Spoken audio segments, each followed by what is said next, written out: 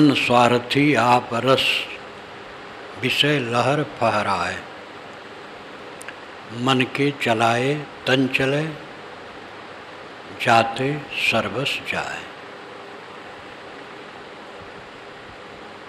मन स्वार्थी है विषय रस का। विषय क्या है? जो देखो सुनो सोचो सब विषय है। देखी सुनी गुनी मन माही, मोह मूल परमार्थ नाही। गोस्वामी जी कहते हैं जो देखते हो सुनते हो और मन में सोचते हो वो सब मोह की जड़ बनती है, उसमें परमार्थ नहीं। जहाँ तक दृश्य है विषय है। दृष्टा और दृश्य दो ही हैं। दृष्टा आप हैं और दृश्य जो दिखाई दे जड़ पदार्थ है। इसका निर्णय हजारों वर्ष पूर्व कपिल जी महाराज ने कर दिया था और ये बहुत बड़ी घटना भारत में हुई थी, जिसकी महिमा शास्त्रों में भरी है। पौराणिक लोग भी सृष्टि क्रम जब वर्णन करते हैं तो सांख्य दर्शन के प्रकृत पुरुष को लेते हैं, फिर उसे अपना घाल मेल करके कहते हैं। ऋषिम प्रसूतम कपिलम यस्तमग्रे, ये श्वेताश्वतर उपनिषद में आता है। प्रथम ऋषि कपिल है। वेद में भी कपिल का नाम आता है। शरणाचार्य ने भाष्य में ऐतिहासिक कपिल को ही स्वीकारा है, जो दर्शन के इतिहास में आरंभ में उन्होंने प्रकृत और पुरुष, चेतन और जड़, दृष्टा और दृश्य का निर्णय पूरा काल में कर दिया है। अब अपने अपने ढंग से उसको सब ने कहा है। ये तो उदाहरण है, लेकिन हमारा और आपका हृदय शास्त्र है। उससे देखो परखो। दृष्टा दृश्य दो हैं। हम दृष्टा हैं और जो दिखाई सुनाई देता वो दृश्य है। ये दृश्य विषय है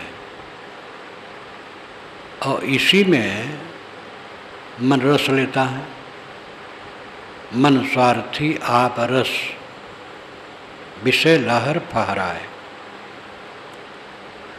मन स्वार्थी है, अपने रस में लगा है, वो विषय लहर है, उसमें फहराता रहता है, उड़ता रहता है। और मन चला तो तन चला और फिर सर्वस्व डूब गया। केवल मन को वश में कर लेने वाला पूरे संसार को मानो वश में कर लिया है। नन्हा सा मन जिसको हम आँखों से नहीं देख सकते,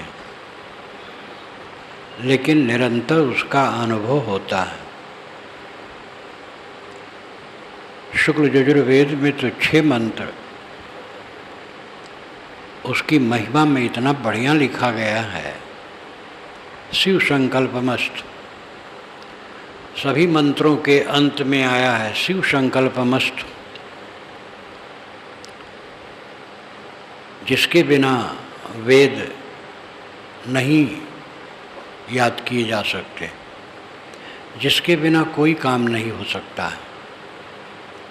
दूरम गमम, जब दूर चला जाता है और निकट आ जाता है, सारी क्रिया विधि जिसके बिना नहीं होती है, वह मेरा मन शिव संकल्प वाला हो, पवित्र संकल्प वाला हो। मानव के पास मन एक समस्या है और मन समाधान है। पानी में तैर सकते हैं और पानी में डूब सकते हैं। मन पानी की तरह है, उसी में तैरना होता है, उसी में डूबना होता है। तैरो, डूबो ना।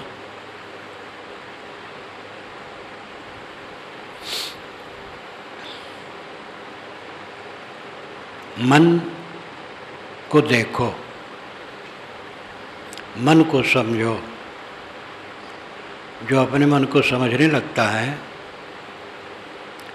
उसका जीवन बदलता चला जाता है। बहुत कम लोग हैं जो इस पर ध्यान देते हैं। हर इंसान अंधाधुंध में है, मन के बहाव में है। जो अपने मन का निरीक्षण रोज बैठ करके या लेटे करता है, सब समय चलते फिरते अपने मन को देखता है, वो मन से पार हो जाता है। मन उसकी मुट्ठी में हो जाता है। मन के संयमन और समाधिस्थ होने के लिए ही ये ध्यान शिविर का प्रयोग है, जिससे नर नारी गृहस्थ विरक्त इसमें प्रशिक्षण लें, आदत बनाएं, धीरे धीरे आगे बढ़ें। कोई एक बार ध्यान शिविर में आके सिद्ध नहीं हो जाएगा, लेकिन अगर आए जाएगा नहीं, करेगा नहीं, तो सिद्ध कब होगा? कोई स्कूल में जाके तुरंत विद्वान नहीं हो जाता है, लेकिन जाएगा नहीं तो कैसे विद्वान होगा? पढ़ना है तब विद्वान होगा। इसलिए ध्यान शिविर में जो आप लोग आते हैं, इसका प्रत्यक्ष फल है। एक तो यह है कि व्यवहार से आप 7 दिन के लिए छुट्टी पा जाते हैं, सात्विक भोजन करते हैं, सात्विक वातावरण में रहते हैं और अच्छे विचार सुनते हैं, और फिर अभ्यास भी करते हैं। बराबर अभ्यास करने से सफलता होती है। ध्यान में 10 बार अगर भटका हो गया तो 11वीं बार होश में आओ। 50 बार भटका हो गया, 51वीं बार में आओ।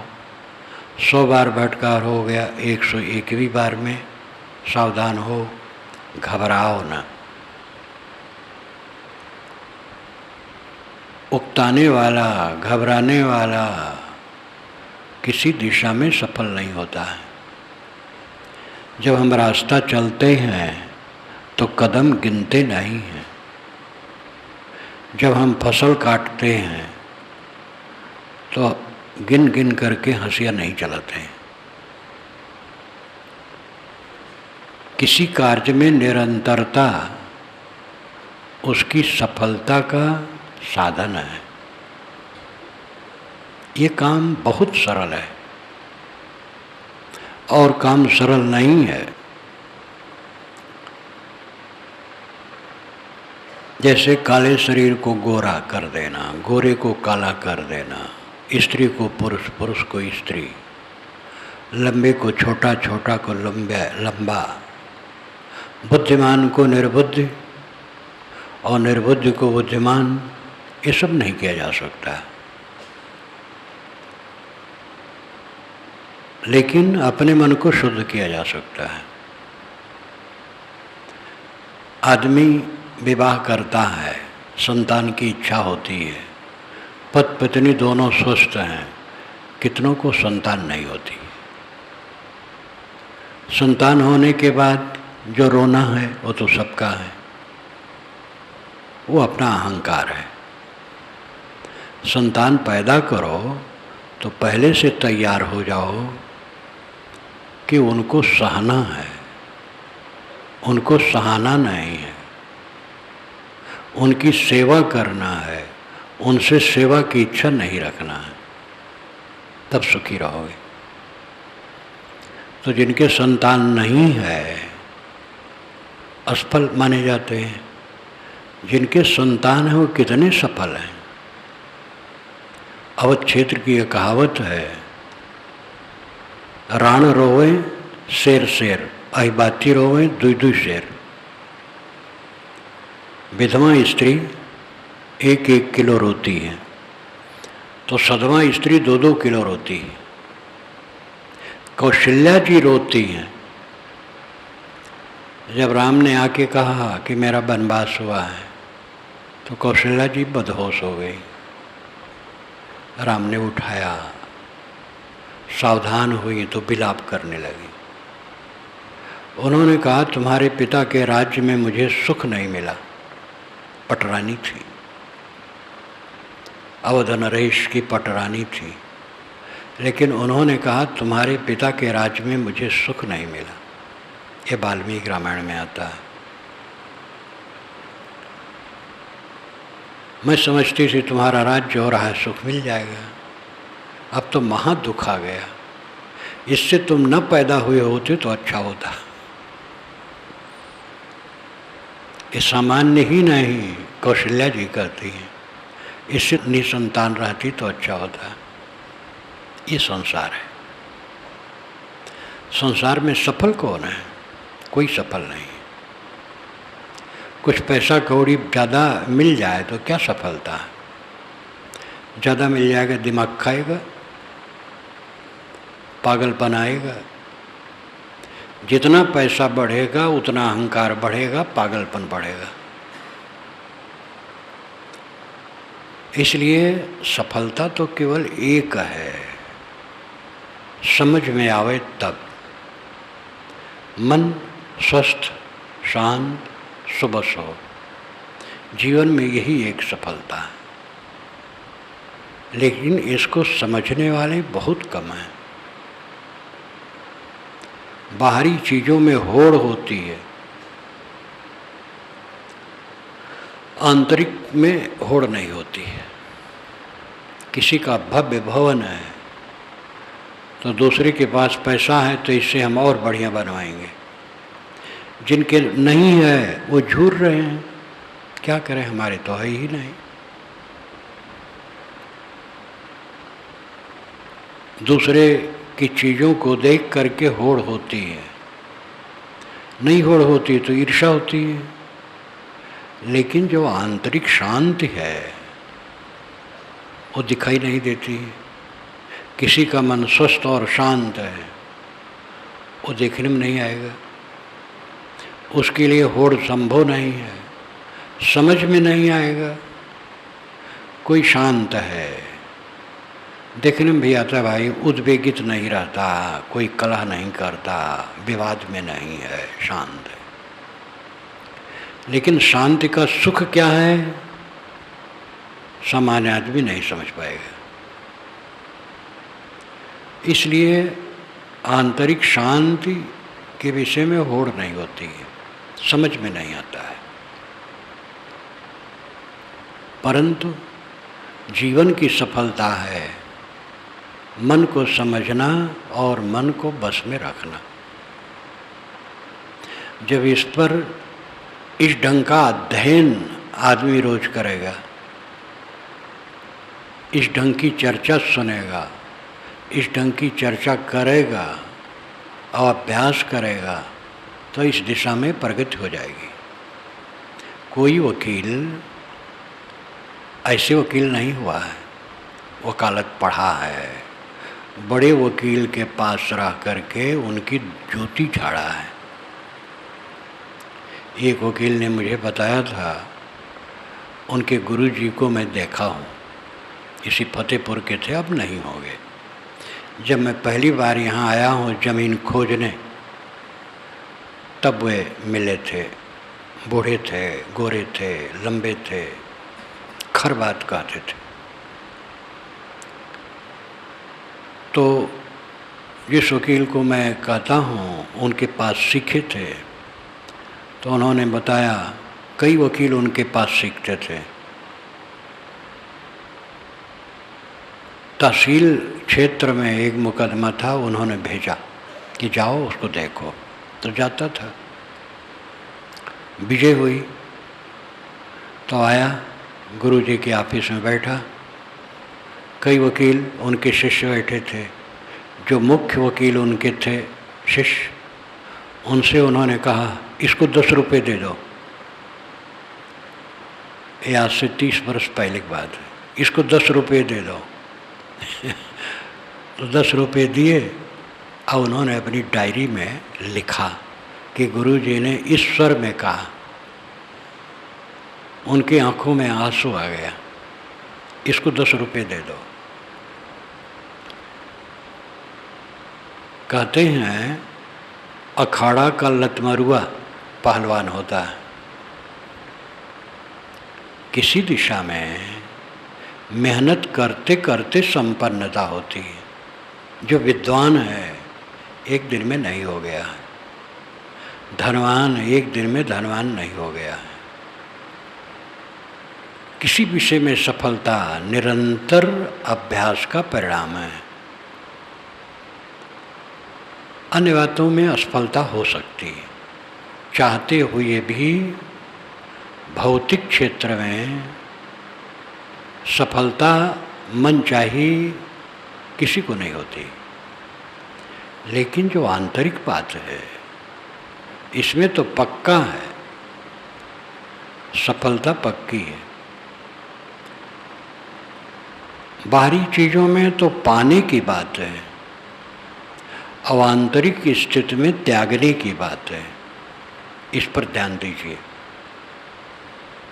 भोग, ऐश्वर्य, सम्मान, पद प्रतिष्ठा, ये लौकिक वस्तुएं, ये पाने की चीज़ें।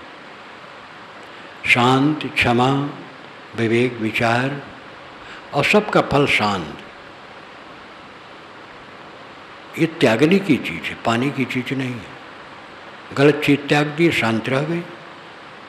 और त्यागने में सबको सरलता है, पाने में सरलता नहीं है।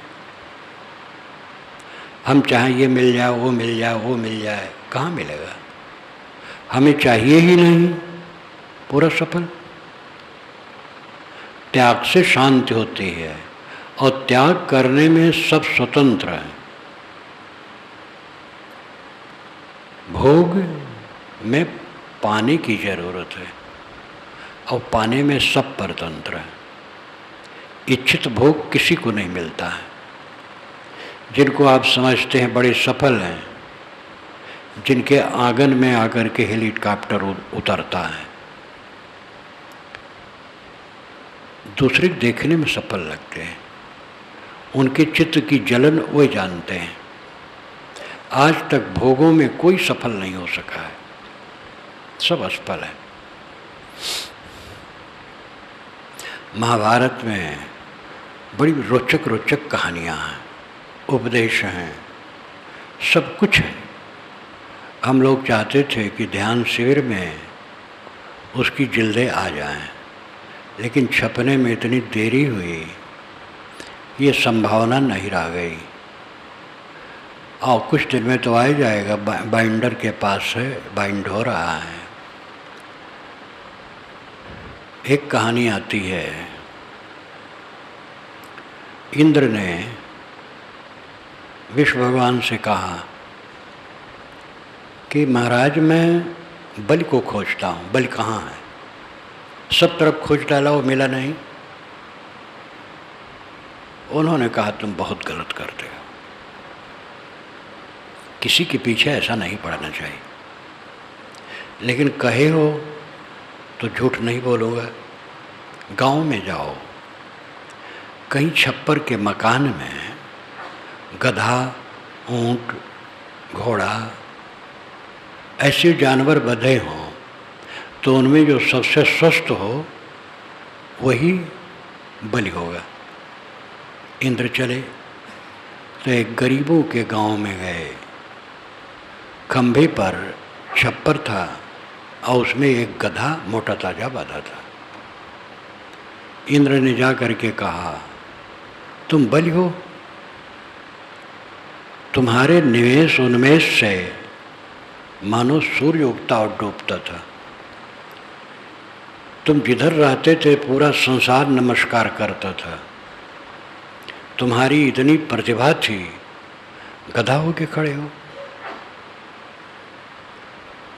गधे ने कहा, इंद्र तुम्हें बड़ा अहंकार है, तुम भी ऐसे होगे।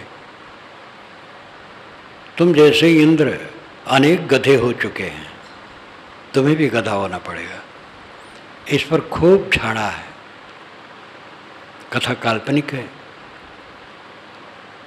इंद्र नाम का कोई व्यक्ति नहीं हुआ है। ऋग्वेद में 1/4 में इंद्र की महिमा है। इंद्र सबसे बड़ा देवता है वेदों का।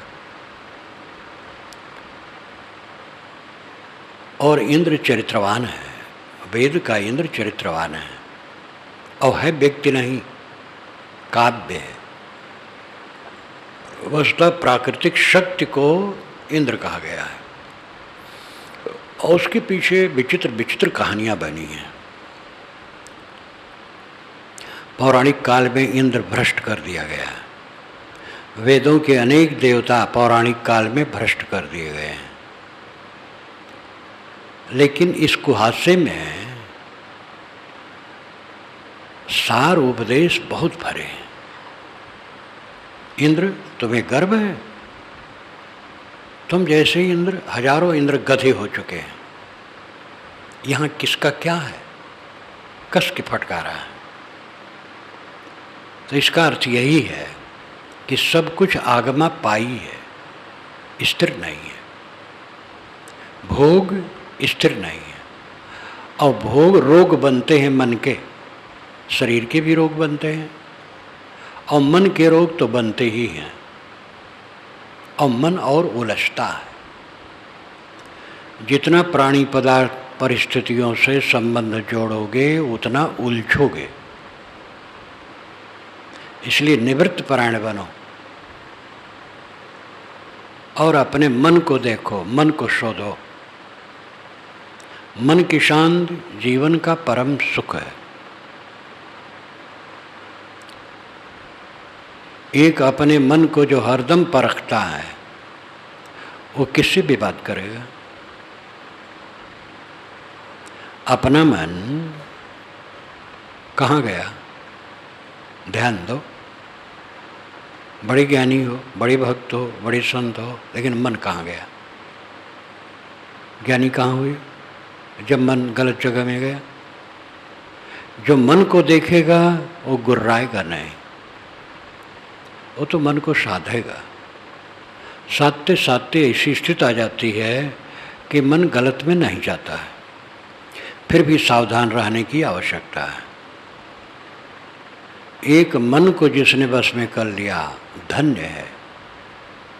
उसका ऐश्वर्य बाहर नहीं दिखेगा, लेकिन उसका ऐश्वर्य ही सही है और उसी में आनंद है। और ये बाहर का ऐश्वर्य तो कूड़ा कबाड़ है। इसकी जरूरत है, उपयोग है। सबका अपना ऐश्वर्य है। झोपड़ी वाले का उसका अपना ऐश्वर्य है, महल वाले का अपना उसका ऐश्वर्य है। जो दुनिया की वस्तुएं हमारे इर्द गिर्द होती हैं वो ऐश्वर्य है और वो देह निर्वाह के काम भरा सकती और कुछ नहीं। अपने मन को देखो, मन को शोधो, सब समय मन को देखो। काम करते रहो और मन पर निगरानी रखो कहाँ गया। जब काम धाम न करो तो केवल मन पर डटो, मन कहाँ गया। अगर मन ठीक ठाक है तो अच्छा है, गलत जगह गया उसको हटाओ। ये काम जो निरंतर करता है थोड़े दिन में उसका मन शुद्ध, साफ, सुबस और शांत स्वरूप हो जाता है। लेकिन इतना होने पर भी उसे सावधान रहना चाहिए।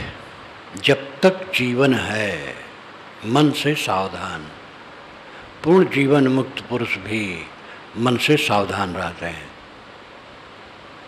मन से सावधान नहीं रहोगे, इधर उधर भटक सकता है। उसी की एकाग्रता के लिए ध्यानाभ्यास है। ध्यानाभ्यासी बनो।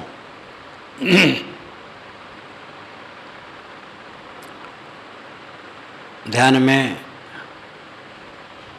बताने वाले बताते होंगे, मैंने भी शुरू दिन कहा था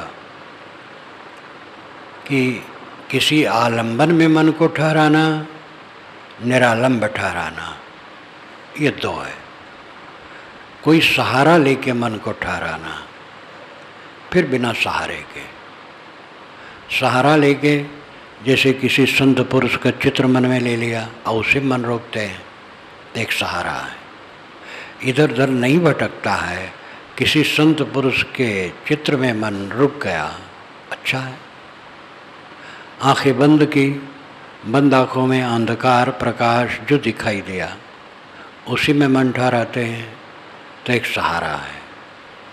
सांस आती जाती है, सांस पर ख्याल किया, केवल सांस का ख्याल रखते और कुछ नहीं, एक सहारा है। ऐसे अनेक सहारे हैं मन को ठहराने के। ध्यान क्या है में सब लिखा गया है। तो पहले सहारे में मन को ठहराओ और फिर निराधार करो। साक्षी बनो मन के, और साक्षी में ये ध्यान रखो कि मन शांत हो जाए। बैठो, मन पर ध्यान दो, मन क्या करता है, मन शांत हो जाए, यही भाव रखो। संकल्प कुछ आया छोड़ दो, पकड़ो मत, छोड़ते जाओ, छोड़ते जाओ, छोड़ते जाओ। छोड़ते छोड़ते मन का क्रम ठंडा हो जाएगा। ये अभ्यास करना पड़ेगा, तब होगा, एक लागे नहीं होगा। साधक घबरा जाता है, घबराने से कोई काम नहीं होता है। सब में धैर्य की आवश्यकता है। और ये सूक्ष्म विषय है। स्थूल पदार्थों में ज़्यादा पकड़ होती है। किसी को 10-20 हज़ार रुपये दे दो और कहो कि मजदूरों से सब काम करवाओ, तो चाल पाल में आनंदित रहे और काम करवाएगा, दिन भर लगा रहेगा। लेकिन उसी को कह दो एक कमरे में बैठ जाओ, आधा घंटा मन शांत करो, वो घबरा जाएगा।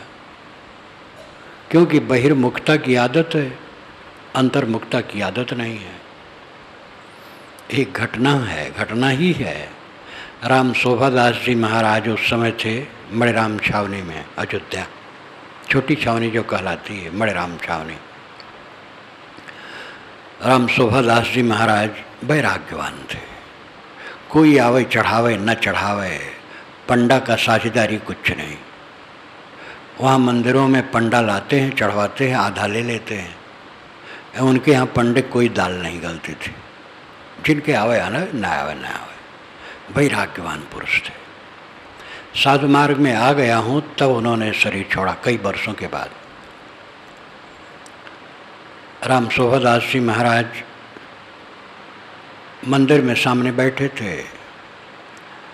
10-20 मजदूर सरजू के माझा में गए मजदूरी करने के लिए, लौट आए। उन्होंने पूछा तुम लोग क्यों लौट आए? कहे कि महाराज आज मालिक आया नहीं, काम नहीं मिला। कि अच्छा, तो यहीं बैठो, राम राम कहो, खाना मिलेगा और जितनी मजदूरी तुम्हें मिलती थी उतनी मजदूरी हम दे देंगे। तो बैठ गए।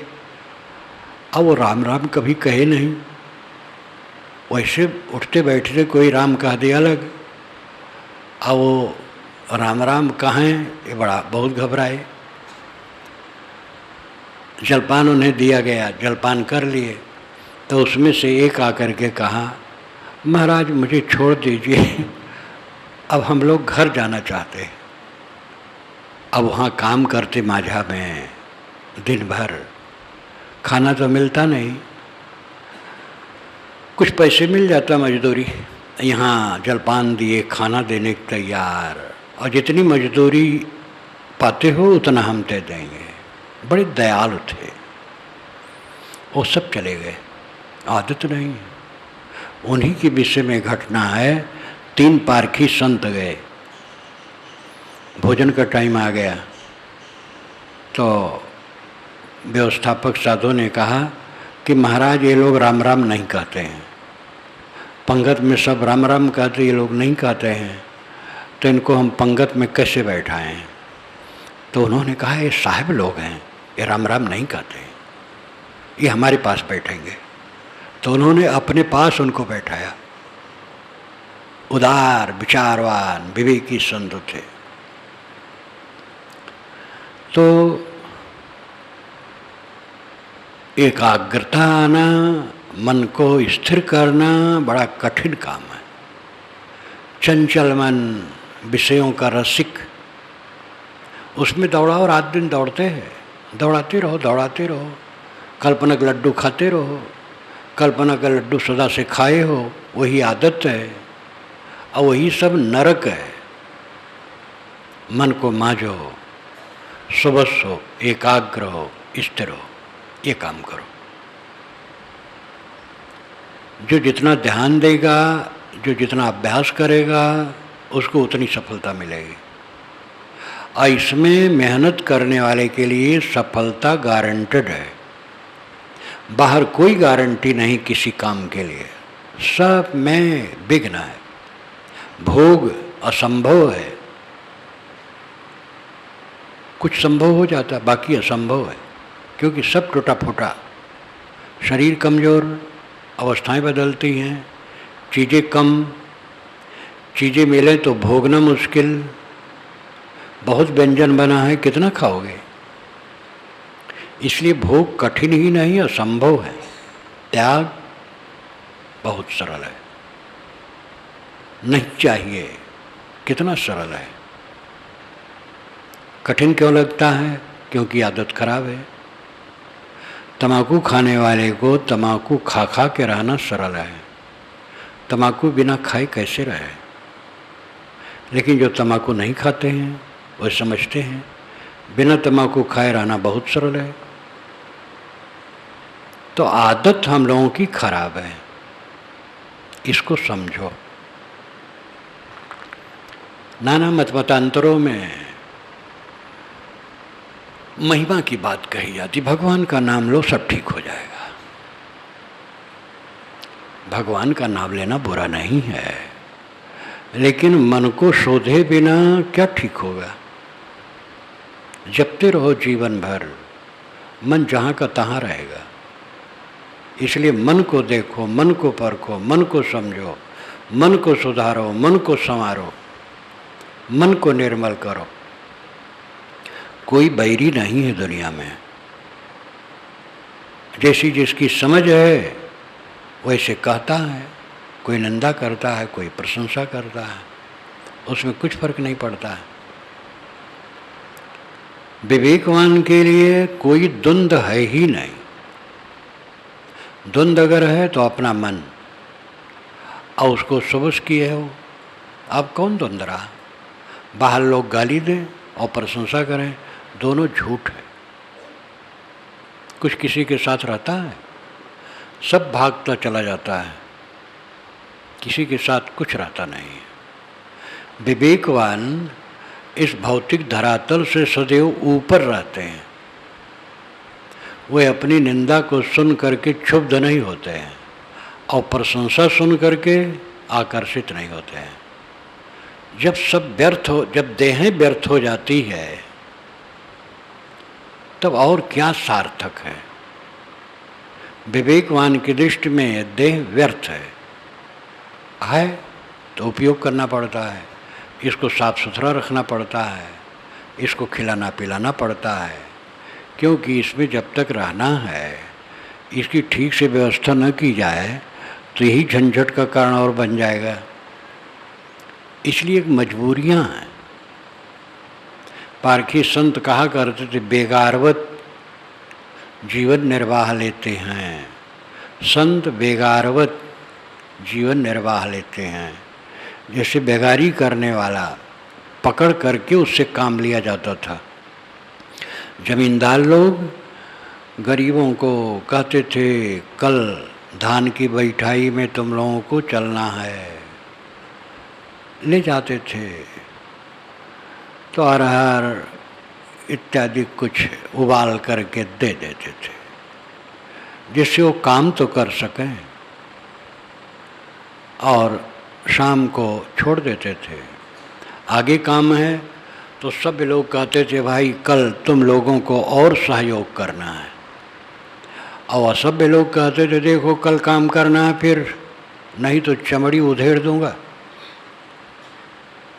बेगारी को मैं देखा हूँ कैसी निर्दयता से बेगारी ली जाती थी। ये तो भारत आज़ाद होने पर ये सब खत्म हुआ है। तो जो बेगारी में पकड़ा जाता था वो मन से काम नहीं करता था, मजबूर होके करता था। बोधवान इस शरीर की यात्रा को मजबूर होके करता है। उसको न देखने की चेष्टा है, न सुनने की चेष्टा है, न खाने की चेष्टा है, न कुछ पाने की चेष्टा है। सारी चेष्टाएं मर गई हैं और देह भी उसकी दृष्टि में मर गई है। लेकिन मजबूरी है उस यात्रा को निभाना है।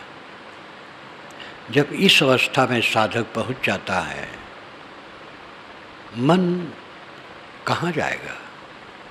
मन में कौन सा विकार रहेगा? सबको इस दिशा में चलना चाहिए। जीवन की पूर्णता इसी दिशा में होने वाली है। और अपूर्ण बने रहोगे, चाहे जितना पैसा बटोर लो, चाहे जितना जनसंख्या बटोर लो, चाहे जितने पद पर बड़े चले जाओ, अंत में रोना है। कुछ काम देगा नहीं, सब दिखावा दिखावा दिखावा। लेकिन कौन कहे कौन सुने, मैं कासे कहूँ को सुने को पतिया है। फुलवक छुत भवर मर जाए, ज्योतियन बोइये सिचियन सोय, बिन डार बिन पात फुल यक होए। गगन मडल बिच फुल यक फूला, तर भो डार ऊपर भो मूला। फुल भल फुलल मलिन भल गांथल, फुलवा बिनस गो भवर निरासल। कहें कबीर सुनो संतो भाई, पंडित जन फुल रहल लो भाई। कैसी कैसी उक्त साहब कहते हैं। मैं कासों को हूँ को सुने को पतिया है।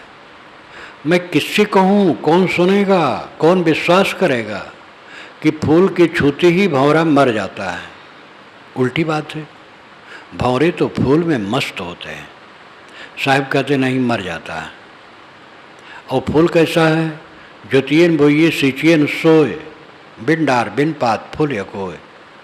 न जोतना पड़ता है, न बोना पड़ता है, न सींचना पड़ता है, न डाली शाखा कुछ होता है। बिना डार पात के एक फूल होता है। गगन मंडल बीच फूल एक फूला, वो गगन के मंडल में आकाश में वो फूल खिलता है। तर भो डार ऊपर भो मूला, उसकी जड़ ऊपर है और नीचे शाखा है। फूल भल फूलल मलिन भल गांथल, फूल बहुत खिले और मालिनी ने उसकी बढ़िया माला बनाई। लेकिन अंत में क्या हुआ? फूलवा बिनस गो भवर निराशल। फूल बिनस गए, सूख गए और भवरा निराश हो गया। कहीं कबीर सुनो संतो भाई, पंडित जन फुल रहल लो भाई। साहब कहते हैं संतो भाई सुनो, ये पंडित लोग भी इसमें लोभा रहे हैं। पूरा अन्योक्ति अलंकार में कह दिए और जिसको कहे उसका नाम नहीं लिए। फूल है वासना, भोग, भोग वासना फूल है। और उसमें मन लगेगा तो मर जाएगा मन, भंवरा मन है। साहब कहते मैं कासों कहूँ को सुने को पतिया। बच्चे के लिए बड़ा प्यार बड़ा प्यार बड़ा प्यार। मैं कहूँ कि भैया देखो थोड़ा कम प्यार करो, बहुत मोह न करो। लोग कहेंगे अरे साधु क्या इनको अकल है। कोई सुनने वाला नहीं। जहाँ जहाँ आप आकर्षित हो रहे हो वहाँ वहाँ कांटा है पक्का। ये कौन सुनेगा? बिना जोते बोए सींचे, बिना डाल पत्ती के गगन मंडल में, यानी मस्तिष्क में वो फूल खिलता है, वासना का फूल। कहीं बैठे हैं, मन में वासना आ गई, तर भो डार ऊपर भो मूला। उस फूल का मूल मस्तिष्क है और डारी इंद्रियां नीचे हैं। बिल्कुल वैज्ञानिक। फूल भल फूलल मलिन भल गांथल, फूल बहुत खिले और चित्त वृत्ति रूपी मालिनी ने बढ़िया माला बनाई। ओ गुनावन, मुझे बच्चा हुआ, अब मैं दशरथ बन के बैठा रहूँगा और राम रहेगा, मेरे चारों तरफ घूमेगा, जो मैं कहूँगा वही करेगा, और न मालूम क्या क्या लड्डू खा रहे हैं। लेकिन जहाँ जहाँ आपका मन रमा है वो फूल बिनस जाएगा। निराशा होनी है पत्नी से, पति से, पुत्र से, धन से, ऐश्वर्य से, प्रतिष्ठा से। गुरुआई मानथी को लेके जो लालायित हैं उससे उनको पीड़ा पाना और कुछ नहीं। महंथी तो एक व्यवस्थापक की जगह है, मठ की व्यवस्था देखे महंत हैं, बस उसमें अहंकार करने की गुंजाइश है। गुरु जो दीक्षा देता है, संत भक्तों को संभालता है, उसका एक आध्यात्मिक व्यवसाय है। व्यवसाय यहाँ मैं व्यंग में नहीं कहता हूँ, व्यवसाय गतिविधि। तो उसमें अपने क्या मिलेगा? अगर गुरु भूलेगा तो स्वयं बंधन में चला जाएगा। इतने लोगों का मैं गुरु हूँ, डूबा फिर। सेवा है, कुछ रखा नहीं है कहीं। लेकिन जहाँ फूल माने आकर्षित हुए वहाँ समझो पटक दिए गए माया से। फूलवा बिनसिगो भंवर निराशल। बड़े बड़े गुरु निराशा में मरते हैं क्योंकि वे साधक नहीं। बड़े बड़े स्वामी निराशा में मरते हैं। दुनियादारी लोग तो निराशा मरते ही हैं। तृप्त हो के मरे, मरना जीना बराबर लगे, ये जीवन है। कहीं कोई खटक नहीं, कोई चिंता नहीं, किसी से विरोध नहीं। ये 4 दिन के सपना में किससे बैर, किससे मोह। ये दिव्य दृष्टि जिसकी निरंतर हो जाती है वो धन्य है। अपने मन को देखो, मन सबसे बड़ी चीज है। मन को साफ करो, शुद्ध करो, निर्मल करो। अगर चित्त में एक क्षण के लिए विकार आया, क्रोध, काम, लोभ, द्वेष, ईर्ष्या इत्यादि का, तो हम खो गए। ये सावधानी जिसके मन में होती है वो धीरे धीरे दिव्य होता जाता है। बाल अगर टूट करके सिर से हाथ पर गिरे तो हमें पता नहीं लगेगा, लेकिन आँख में गिरे तो बहुत कष्ट होगा। साधारण आदमी को दुख उसको नहीं लगता है, उसका अपना दोष दुख नहीं लगता है। उसी दुख में वो जलता है लेकिन लगता नहीं। विवेकवान जो साधना में है, एक सेकंड के लिए मन में अगर विकार आया तो उनको बड़ा कष्ट होता है, क्योंकि उनका पूरा जीवन आँख है, संवेदनशील। तनिक भर बंधन तृण पहाड़ समदेख, विशाल देव ने कहा है। वो तृणमात्र बंधन को पहाड़ के समान समझता है कि इस पर क्षमा नहीं करना चाहिए, कि ये छोटा है। विष, सांप, ब्याज, ये सब छोटे नहीं होते हैं, बहुत बढ़ जाते हैं। इसलिए विवेकवान जिसका मन निरंतर स्वच्छ है, उसके मन में अगर एक सेकंड के लिए कोई गंदगी आए तो उसको बड़ी चोट लगती है। और जो अंधाधुंध में पड़ा है उसके मन में तो अहंकार है। दूसरे गाली देना, दूसरे कट कहना, दूसरे नीचा दिखाना, दूसरे के दुख में सुखी होना, दूसरे के सुख में दुख मानना, ये सब उल्टा पल्टा करता रहता है, तो उसको कुछ लगता ही नहीं है, सन्निपातग्रस्त है। ये उदाहरण, बाल टूट करके हाथ पर गिरे या किसी अंग पर गिरे तो पता नहीं लगेगा, आँख में गिरे तो बड़ा कष्ट होगा। इसी प्रकार जिसका जीवन निर्मल है, थोड़ा भी दोष उसको बहुत दुख देता है और इसलिए वो सावधान हो जाता है। मन को संभालो, अंतर यात्रा शुरू करो। बाहर भटकते भटकते बहुत दिन बीत गए हैं और जिसमें आनंद माने बैठे हो वहीं कहीं आनंद नहीं, सब कांटे हैं।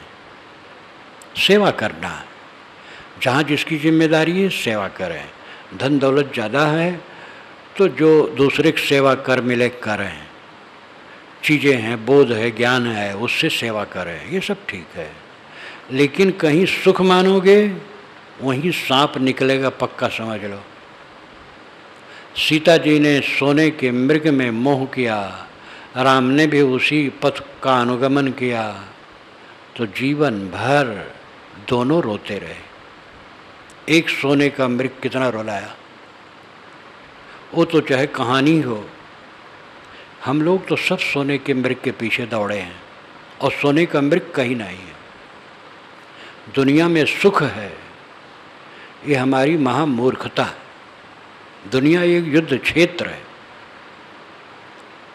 दुखालयम शाश्वतम, दुख का घर है, नाशवान है। कर्म बस इसमें फंसे हैं। अपने को निकालो, दूसरे की सेवा करो, समता से बरतो और अपने को निकालो, मन को शुद्ध करो, संयत करो, एकाग्र करो, इसकी ज़रूरत है। 5 मिनट सब ध्यान में बैठ जाओ।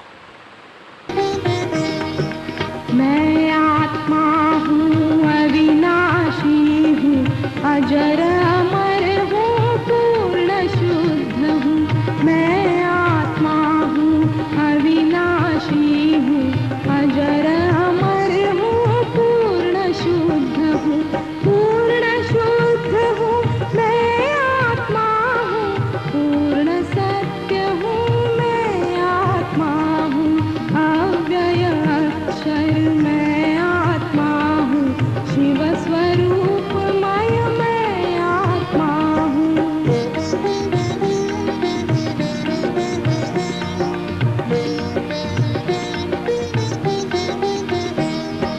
नहीं करता हूँ, नहीं भोगता हूँ, नहीं बकता हूँ, नहीं त्राता हूँ, साक्षी भाव हूँ। मैं आत्मा हूँ, ज्ञाता दृष्टा। मैं आत्मा हूँ, ज्ञान सूर्य हूँ। मैं आत्मा हूँ, शक्ति पिंड हूँ। मैं आत्मा हूँ।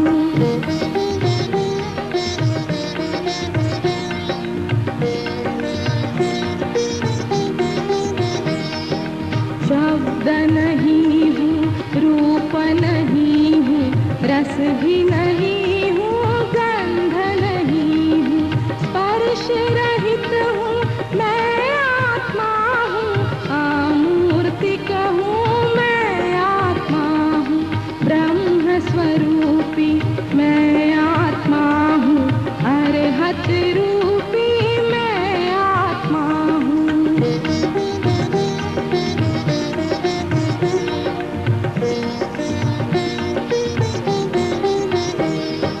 शस्त्र काट सकते नहीं मुझको, अग्नि जला नहीं सकती है, पानी मुझे भिगो नहीं सकता, हवा सुखा सकती नहीं मुझको, शांत स्वरूपी। मैं आत्मा हूँ, सिद्ध बुद्ध हूँ। मैं आत्मा हूँ।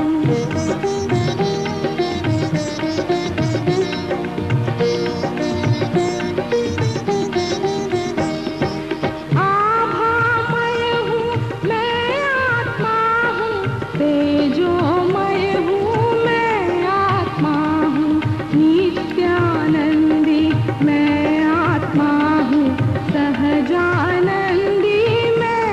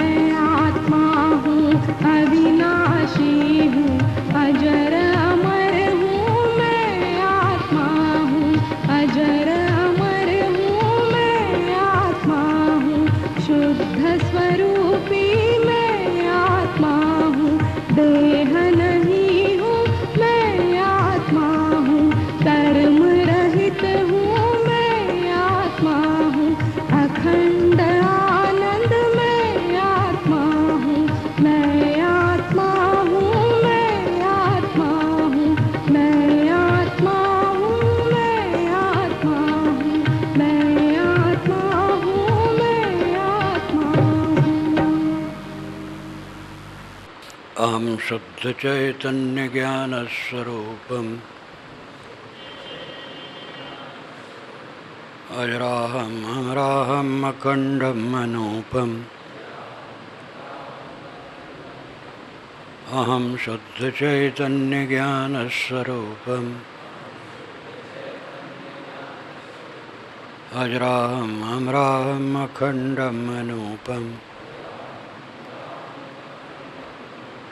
अहम शुद्ध चैतन्य ज्ञान स्वरूपम अजराहम अमराहम अखंडम अनूपम अहम शुद्ध चैतन्य ज्ञान स्वरूपम अजराहम अमराहम अखंडम अनूपम